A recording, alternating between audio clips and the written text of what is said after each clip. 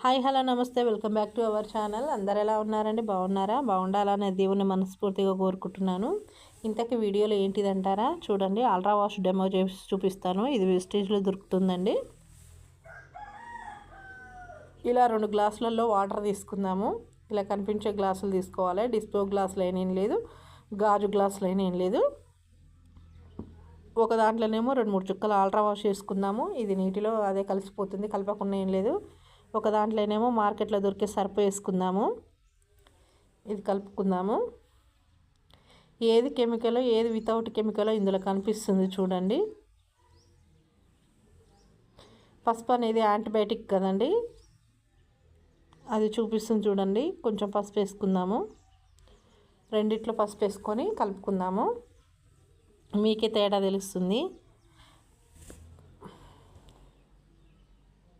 చూడండి. అల్ట్రా వాష్లో వేసిన పసుపు ఏమో పసుపు కలర్లోనే ఉంది.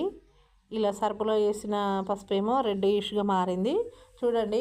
కొంతమంది పెళ్ళిళ్ళల్లో పారాని పెట్టడానికి పసుపులో కానీ బట్టల సబ్బుతో మెత్తగా నలిపి కానీ అందులో పసుపు వేసి పారాని పెడతారు, రెడ్గా అవుతుందని. అప్పుడు మంట కూడా పుట్టిద్ది, కెమికల్ కాబట్టి. అల్ట్రా వాష్ మాత్రం అలానే ఉంది. అంటే ఎంత న్యాచురలో మీరే తేడా చూడండి.